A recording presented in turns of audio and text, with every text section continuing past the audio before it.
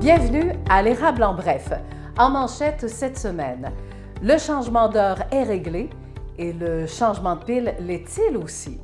Question de se mettre à jour, eh bien Jean-Yves Larouche, technicien en prévention des incendies, sera notre invité. Le Festival de l'Érable nous réserve de belles surprises pour son 62e. Mesdames, Messieurs, voici votre bulletin de nouvelles.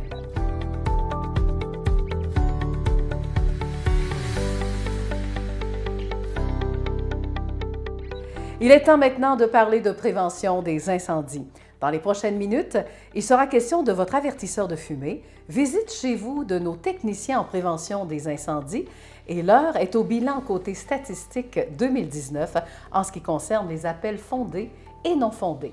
Mon invité, il est technicien en prévention des incendies de Plessisville et j'ai nommé Jean-Yves Larouche. Notre invité, vous le connaissez, c'est Jean-Yves Larouche. Vous savez que les pompiers, on les adore dans notre municipalité, surtout quand on décide de venir nous visiter à la maison pour vérifier si nos piles sont correctes. Parce que quand on dit changement d'heure, ça dit aussi changement de pile. Alors, c'est le but de l'entrevue d'aujourd'hui. Jean-Yves Larouche, bonjour. Bonjour, Mlle Jacques. Alors, vous êtes technicien pour la prévention des incendies. Exactement, pour la ville de Plessisville. Donc, ça fait plus de 15 ans, près de 15 ans maintenant. Ah, ben, félicitations. Merci. Et aussi, il ne faut pas oublier que ça date à peu près d'une semaine. Hein? On a changé d'heure. Oui, la fin de semaine qui vient de passer, justement, là, dans la journée du 7 au 8. Oui. Donc, on a fait le changement d'heure. Puis, on a un dicton dans le domaine de l'incendie qui dit changement d'heure, changement de pile. Oui, et non changement de femme, parce que c'était la journée de la femme, internationale de la femme. C'est à peu près non, ça. Effectivement. Alors, allons-y, commençons tout de suite. Et j'aime ça, moi, ça fait quelques années qu'on dit changement d'heure, changement de pile. Et je pense que ça, c'est vraiment rentré dans la tête de la population. Hein? Bien, moi, ça fait plus de 30 ans que je suis dans le domaine de l'incendie, Lydia. Puis, ce dicton-là de ne pas oublier de changer les piles pour les avertisseurs de fumée, on le relie beaucoup au changement d'heure parce que c'est facile pour les gens de s'en rappeler. Donc, on change l'heure 2 fois par année. Donc, si on change notre pile 2 fois par année, on est sûr d'avoir un avertisseur de fumée qui fonctionne tout le temps. Et puis, comme ça, on est en sécurité. Bon, alors, dans ce cas-là, on va commencer parce que, pourquoi là? Bon, les avertisseurs de fumée, on le sait, c'est tellement important. Donc, parlez-nous pourquoi on fait cette campagne-là aussi, puis comment on va procéder aussi vis-à-vis de la population. Bien, surtout, je commencerai par une statistique qui dit, dans le fond, que presque 100 des gens qui meurent dans un incendie, c'est parce que soit qu'il n'y avait pas d'avertisseur de fumée ou que la pile avait été enlevée dans l'avertisseur de fumée, donc qui était non fonctionnel. Donc, pour nous, c'est un élément essentiel de la protection au niveau des citoyens, d'avoir des avertisseurs de fumée fonctionnels. Et des avertisseurs de fumée, on en met combien dans la maison? Bon, la réglementation municipale nous spécifie qu'il faut avoir un avertisseur de fumée sur chaque étage. Donc, même s'il n'y a pas de chambre à coucher, exemple dans un sous-sol, ça prend un avertisseur de fumée quand même. Puis, où est-ce qu'il y a des chambres à coucher, il faut que l'avertisseur de fumée soit à moins de 5 mètres des chambres à coucher. Donc, pour être sûr, le but de ça, c'est pour être sûr que quand on dort la nuit, on entende bien l'avertisseur de fumée. Oui. S'il est trop loin, on va avoir de la difficulté à l'entendre. Oui, et souvent, bien, c'est préférable aussi d'avoir un petit animal à la maison. Souvent, le chien va sauver la vie des enfants. Oui, on a vu ça souvent, les pompiers, les animaux, entre autres les chiens et les chats, parce que c'est ce qu'on voit souvent. Ils sont, bien souvent, ils sont très sensibles à l'odeur de la fumée, puis bien souvent, ils vont commencer à japper avant que l'avertisseur de fumée sonne. On a déjà entendu ça souvent, cette histoire-là. Là. Puis effectivement, c'est vrai, là, des fois, les gens, on va sur un incendie, puis le monsieur il dit « Moi, j'avais un chien. » Ça faisait 2 minutes qu'il jappait, puis il était sur le bord de la porte. Puis il disait « À un moment donné, mon avertisseur de fumée s'est mis à sonner. » Fait que bien souvent, l'odorat des animaux est très sensible. Et c'est des belles histoires aussi. Oui, hein, effectivement. Alors, dans ce cas-là, comment on fonctionne? Parce que oui, on veut se fier à la population pour, c'est sûr à 100% que toute la population, on a changé nos piles au changement d'heure. Exact. Vrai ou faux? Oui, exact. Mais il faut vérifier quand même parce que vous allez faire du porte-à-porte, je pense. Exactement. Donc, principalement, on fonctionne par nos campagnes de sensibilisation, changement d'heure, changement de pile, mais également, tous les ans, ici à la ville de Plessisville, on fait environ 700 visites de prévention dans le domaine résidentiel. Donc, les pompiers en profitent lors de cette visite-là pour passer beaucoup de messages en prévention incendie, parce qu'on sait que cette clientèle-là, c'est des gens qui travaillent soit de jour ou de soir. Fait qu'à ce moment-là, lors des visites de prévention, bien, on parle des avertisseurs de fumée, de la réglementation municipale, comme on vient de parler. Puis on fait aussi beaucoup de sensibilisation sur les risques de prévention incendie, les feux de cuisson, ceux-là qui ont des poêles à bois, inspection des cheminées, ramonage au niveau des cheminées. Après ça, au niveau des installations électriques aussi, parce que près de 40 des incendies proviennent des équipements électriques. Fait qu'on on passe beaucoup de messages de prévention incendie là, au moment de ces visites-là. Oui, et je pense que ça a quand même baissé peut-être le taux d'incendie ou de prévention. Comment? Oui, mais comme je disais tout à l'heure, moi, ça fait tout près de 30 ans que je suis pompier ici. Là. Si je me fie, là, on va retourner loin en arrière, là, mais au début, quand moi j'étais pompier, on parlait d'environ 50 à 60 incendies fondés par année. Okay. Donc, aujourd'hui, si je prends les statistiques de 2019, là, on a eu 24 appels pour des incendies fondés. Donc, c'est tout près de 50 de baisse qu'on a eu au cours des dernières années, là, les 10, 15, 20 dernières années, ce qui est énorme. Là. Oui, là, vous êtes en train de me dire que les pompiers n'ont plus de travail. Non, on en a quand même, parce qu'il y a beaucoup d'autres types d'appels maintenant. Oui. C'est différent. Les inondations, les pannes de courant, donc on a plusieurs appels au 911 pour différents. Mais au niveau incendie, les appels ont vraiment, vraiment diminué. Puis c'est ce qu'on veut. Parce qu'un incendie, ben oui, on parle des pertes matérielles, des risques pour la vie aussi. Puis c'est vraiment là-dessus qu'on axe là, au niveau de la prévention incendie. Ben c'est ça, parce qu'on peut décéder là, quand il y a un incendie. C'est quand même. Exact. C'est pas anodin là, comme situation. Alors maintenant, la visite, c'est quoi? Vous appelez avant? C'est-à-dire que ça dépend. On peut soit appeler avant pour prendre un rendez-vous ou c'est les pompiers qui font carrément du porte-à-porte lors des visites. À ce moment-là, ils prennent entente avec le citoyen. C'est une visite qui dure environ, tout dépendant, environ 15-20 minutes, une demi-heure. Et puis là, comme je disais, on passe différents messages au niveau prévention incendie, vérification des avertisseurs de fumée, parce qu'il y a un règlement municipal, donc on s'assure que de ce côté-là, c'est bien suivi. Puis on passe, comme je disais tantôt, différents messages de prévention. On vérifie également au niveau des foyers extérieurs, parce que l'été, c'est très populaire, là, faire des incendies à l'extérieur, là. Puis c'est bien plaisant, puis c'est bien correct aussi. Ça fait que, mais par contre, il y a un règlement municipal de ce côté-là aussi, au niveau des foyers extérieurs. Ça fait qu'on vérifie avec les gens, là, question de bon voisinage, là, que tout ça soit bien fait. Même les cendres dans des chaudières à l'extérieur, tout près de la maison. Je ne sais pas si vous... justement, la semaine dernière, il y a eu un cas, hein, c'est ça? Hier, on a eu un feu. Hier, là, une semaine? C'est ça, on a eu un incendie là, pour... des cendres là, qui avaient été mis dans une poubelle à l'extérieur, puis le feu a pris dans la poubelle. C'est des messages qu'on passe aussi. Là, mais si je prends un titre d'exemple, un exemple qui est bien concret, là, exemple des feux de cheminée, moi quand j'ai commencé comme pompier, c'était environ une quinzaine de feux de cheminée par année. Je pense que l'année passée, on a eu 2 ou 3 feux de cheminée seulement. Fait que je pense que le message de prévention passe, puis avec les années, c'est comme ça qu'on réussit à diminuer les incendies. Bon, alors est-ce qu'il reste autre chose peut-être à rajouter, là?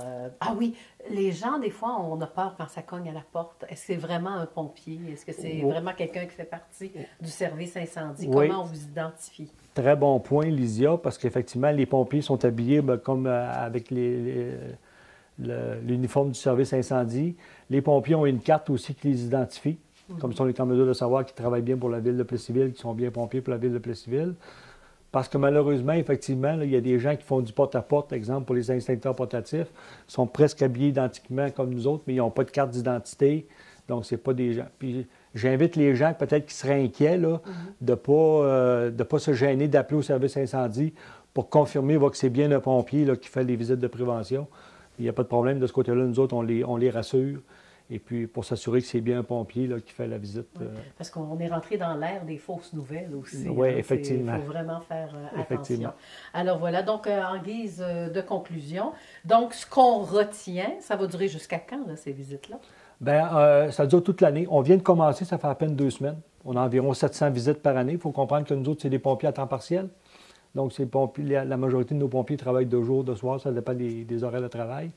Donc, on a des pompiers qui font des visites de jour, des visites de soir, puis des visites de fin de semaine. Fait qu'on a une gamme là, complète là, de possibilités pour les citoyens là, de prendre un rendez-vous pour s'assurer que la visite soit faite. Mais on en fait toute l'année. Oui, et c'est pas le même trajet à chaque année, parce que là, vous parlez de 700. Exactement. C'est pas 700 habitants. Là, non, effectivement. On parle environ de 3500 portes à visiter au niveau de la ville de Plessisville. On en fait 700 par année, donc ça nous prend 5 ans pour faire le tour de la ville. OK. Donc, j'ai encore 3 ans pour ne pas vous voir. Parce qu'on est allé chez toi dernièrement. Oui, exactement. Bien, moi, j'invite les citoyens de ne pas avoir de gêne. Si vous avez des questions pour la prévention des incendies, fait que je vous invite à appeler au niveau du service des incendies, 819-362-3284. Mon poste, c'est le 2251. Ça me fait plaisir de tout répondre à vos questions. On est là pour ça. Parfait. Vous êtes, lors de la visite, 2 pompiers, je pense. Hein? Ça se fait soit à 2 ou à 1. Ça peut se faire à 1 pompier aussi, tout dépendant des disponibilités de nos pompiers. Parfait. Et habituellement, on est bien accueillis? Très bien accueillis. Ça fait que je n'ai pas besoin de dire en conclusion. Non. Tâchez de bien accueillir nos pompiers. Merci beaucoup. À la prochaine. Et ça complète donc notre entrevue de l'érable en bref. Le Festival de l'érable aura lieu du 30 avril au 3 mai prochain. Quelques chiffres intéressants à retenir. 62e édition, 20 000 visiteurs et près de 400 000 $ de budget. On parle donc d'un très grand rassemblement qui ouvre la période des festivals édition 2020. Le directeur général, Jean-François Côté, n'a que de bons mots pour le concours de bouillotte. Et Nathalie Bouffard, présidente, a hâte de voir tous les spectacles inclus dans la programmation de cette année. Undercover Legends of Rock avec Rosa, Andy Duquette, Sébastien Plante des Respectables, Breen Leboeuf, Martin Deschamps et Hugo Lapointe. Les Brothers and Sons, sans oublier les 2 frères. Vous voulez plus de détails? J'ai recueilli pas mal d'informations lors de la conférence de presse du 11 mars dernier.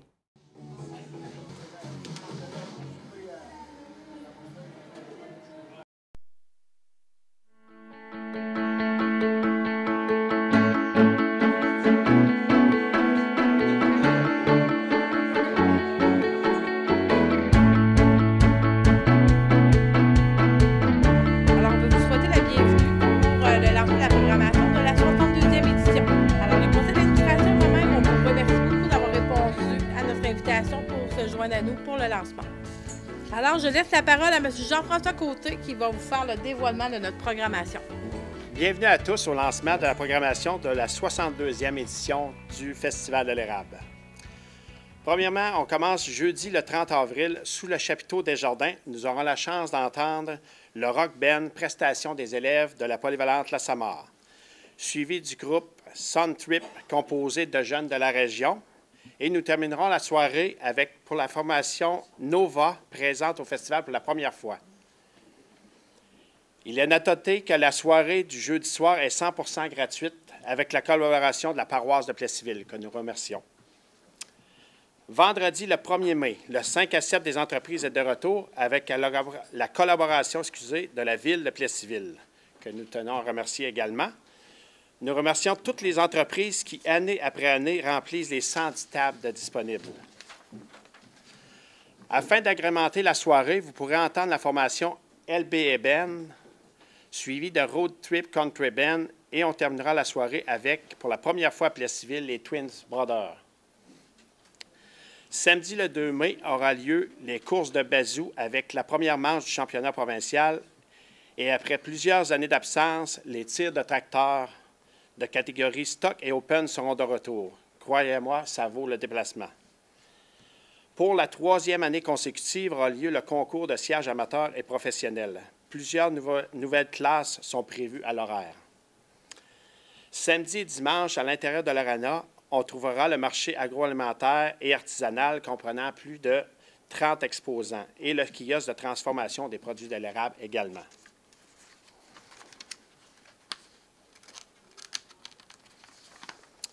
On trouvera également la zone familiale du groupe Christian Gosselin, comprenant des jeux gonflables, maquillage et mini-fermes pour les tout-petits. Samedi en après-midi, nous aurons la chance de voir la démo culinaire très spéciale avec le seul et l'unique Bob le Chef. Spectacle qui sera présenté sur la scène à l'intérieur de l'amphithéâtre Léopold-Butin, à ne pas manquer. Pour terminer la journée du 2 mai, sera servi sous le chapiteau des Jardins le michoui à l'érable, avec Mme Sylvie. Les billets sont disponibles en pré-vente seulement en quantité limitée. Côté spectacle, en ouverture de la soirée, la formation Under Legend of Rock et leurs invités qui seront l'une autre que Rosa, Andy Duquette, Sébastien Plante, Breen Leboeuf, Martin Deschamps, ainsi qu'Hugo Lapointe. Ils seront suivis par la formation des 2 frères et pour terminer la soirée en beauté, les Brothers and Sons. Dimanche, le 3 mai, nous aurons à nouveau la chance d'avoir les courses de VTT 3 roues et côte à côte et en après-midi, des courses d'enduro auto. La parade du festival débutera dimanche à midi, ainsi que la partie de sucre avec la collaboration de la Citadelle. Nous profiterons de la partie de sucre pour remettre le prix aux gagnants du concours sirop et beurre d'érable. Présentez-vous en grand nombre. En après-midi, le spectacle duo Too Much viendra clore notre 62e édition du Festival de l'érable. Pour pouvoir vous présenter une programmation, ça nous prend des partenaires. Alors pour ça, on voudrait leur laisser un petit temps de parole à nos partenaires principaux. Alors je vais inviter M. Fortier, représentant de la ville de Plessisville, à venir dire un petit mot. Alors, bonjour à tous. Merci de m'accorder ces quelques instants, Madame la Présidente, membre du comité, M. Méthode, meilleur producteur de sirop d'érable de la région, avec plaisir. Alors, le Festival de l'érable, un des plus vieux festivals du Québec, après le Carnaval du Québec, de Québec, je veux dire. Il y a 62 ans, c'est quelque chose.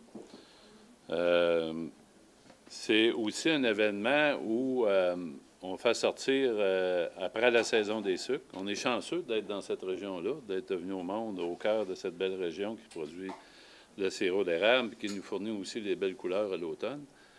Alors, le festival qui est à la fin d'avril, donne le temps aux acériculteurs de terminer le sucre, puis de sortir de la cabane, puis venir fêter ça un peu, puis de socialiser avec tout le monde. C'est sûr que le Festival d'érable fait la promotion du sirop d'érable, c'est certain. Puis après-midi, je m'arrêtais à penser, on sait que Plessisville est la capitale mondiale de l'érable, on s'est autoproclamé dans les années 70. Je ne compterai pas l'histoire, mais je pourrais vous la conter, l'histoire, par exemple. Parce que mon père, qui était maire à l'époque de Plessisville, est invité à Saint-Georges-de-Beauce. Je ne sais pas si c'est bon d'écrire ça, mais je vous le dis pareil.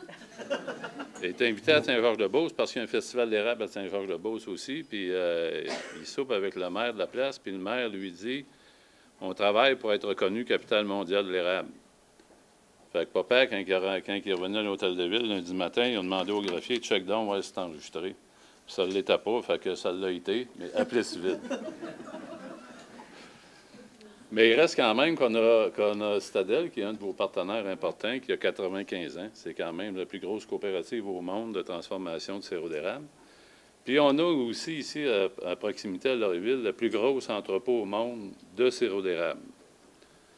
Puis je pense qu'il est bien sécurisé, elle est bien gardée.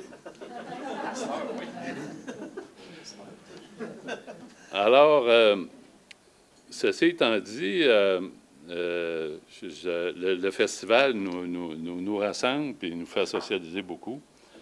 Des belles rencontres. J'imagine qu'il doit y avoir des couples pas mal qui se sont formés au Festival de l'érable.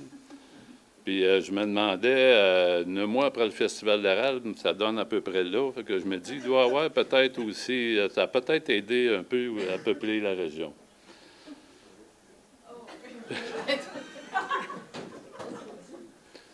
Je suis venu au monde en 59, mais au mois de juin.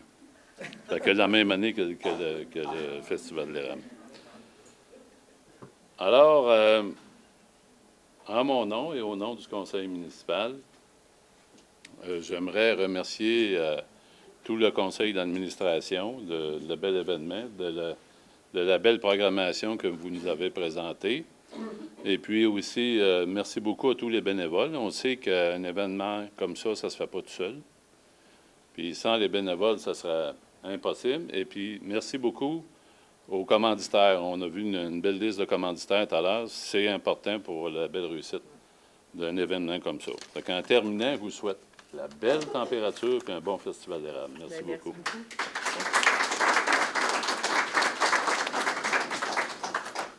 Merci, M. Fortier. Alors, j'inviterai Mme Isabelle Labranche de la paroisse de Plessisville.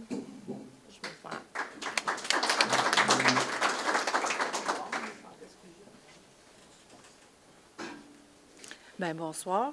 Je ne répéterai pas ce que M. Fortier a dit, mais je pense qu'on a un beau festival. 62 ans, c'est quand même quelque chose, hein? Donc, puis ça, c'est un événement, un festival qui est rassembleur, qui est familial. Donc, moi, la paroisse de Plessisville est fière de participer. On sait que le jeudi, c'est 100% paroisse de Plessisville. Puis nous, on contribue monétairement et de main-d'œuvre aussi pour la préparation du festival et au démontage à la fin. Puis ça nous fait plaisir.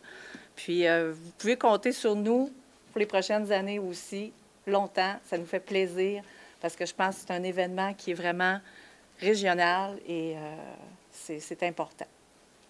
Donc, bon festival. Puis j'invite tout le monde à venir et à participer.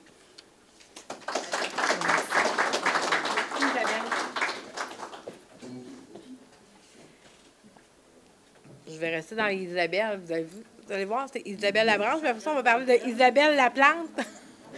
Madame Laplante. Madame Laplante qui représente M. Luc Berthold. Alors, bonsoir tout le monde. Ça me fait plaisir d'être ici au nom de Luc qui est à Ottawa cette semaine. Je salue pour commencer Nathalie, tout le conseil d'administration, les élus qui sont ici, les élus de la ville, Pierre-Luc du bureau de M. Lefebvre, les élus de la paroisse.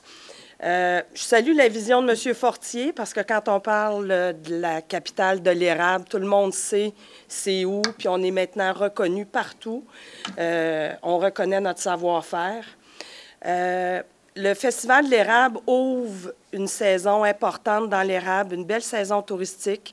C'est un gros festival. S'ensuit d'autres festivals, des symposiums.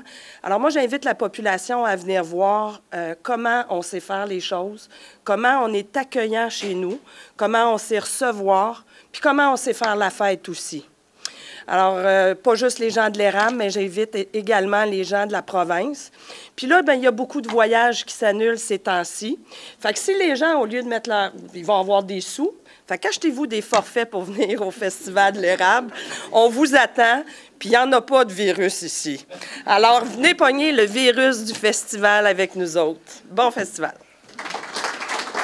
Alors, ce soir, du côté de la bibliothèque, donc, à Plessisville, a lieu le grand lancement de la programmation pour le prochain Festival de l'érable, 62e édition. Et pour ce faire, eh bien, on organise, c'est pour la 3e année, le fameux concours de sciage. Et puis, pour nous en parler, on reçoit un des gagnants dans ce domaine, c'est Francis Gosselin. Allô, Francis? Salut, salut! Oui, quand je dis un des gagnants, c'est vrai, là, parce que là, on s'en va vers le Missouri, c'est ça? Oui, je pars jeudi prochain pour au Missouri. J'ai un concours de scie au Missouri. Ouais. Mais qu'est-ce qui fait qu'on devient organisateur du concours de sciage au Festival de l'érable? Ah, c'est une passion. J'ai développé ça quand j'étais jeune, puis ça m'attire beaucoup la scie, puis j'ai développé ça, puis j'aime beaucoup m'occuper de ça. Qu'est-ce que vous avez à gagner en allant au Missouri, par exemple? L'honneur, là. Plus pour le fun qu'on va là que d'autres choses. Ouais. Parce que vous gagnez aussi, hein? Tu gagnes. Oui, on va pas là pour le fun, je vous le confirme. Ouais, okay. Est-ce que ça prend des gros muscles pour gagner ou faut se fier à sa machine? Non, faut se fier à sa machine. Là. Je suis pas un gars bien gros, là. 5 pieds 8, 200 livres, c'est en masse. Et un truc pour gagner si un jour je décide d'être en compétition avec vous? Ah, c'est le mental. Alors, du côté de la bibliothèque, donc à Plessisville, on vient de faire donc le grand lancement de la 62e édition du Festival de l'érable. Et pour ce faire, on reçoit la présidente, donc Nathalie. Bien, bonsoir. Ainsi que le DG. Jean-François, bonsoir. Jean-François Côté, en effet, et Nathalie Bouffard. Alors, la programmation, je vais commencer par Nathalie. Est-ce que vous avez pris quel genre de style? Est-ce que c'est plus la sécurité? Est-ce qu'on a fait beaucoup de nouveautés? Comme votre pensée, là?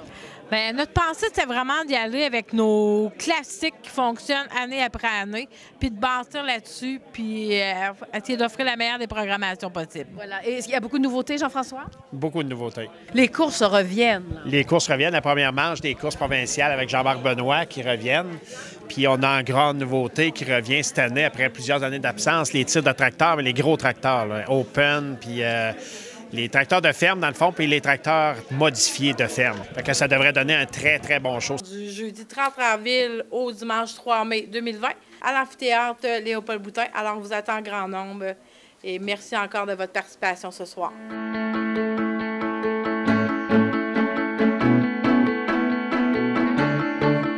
Veuillez prendre note que vous pouvez acheter vos laissez-passer seulement en ligne. Et surtout, bon festival! En terminant, il est bon de rappeler que le gouvernement du Québec va indemniser les travailleurs en isolement grâce au programme d'aide temporaire aux travailleurs. C'est depuis jeudi, le 19 mars dernier, que vous pouvez remplir le formulaire de demande d'aide en ligne sur le site québec.ca/coronavirus. Ceux et celles qui ont droit à cette aide, les travailleurs qui ont le virus, qui présentent les symptômes du virus ou qui ont été en contact avec une personne infectée ou qui reviennent de l'étranger, entre autres. Il est question de montant de 573 $ par semaine pour 14 jours. Il est possible aussi que le gouvernement de François Legault rallonge cette aide jusqu'à 1 mois. Et voilà, cela complète ce bulletin d'actualité locale et régionale. Ici Lydia Jacques pour la TVC de l'Érable. Si vous voulez que l'on parle de vous, envoyez tout simplement vos communiqués de presse par courriel à info@tvce.org. Et à la semaine prochaine pour une autre édition et une autre présentation de l'Érable en bref. C'est un rendez-vous à ne pas manquer.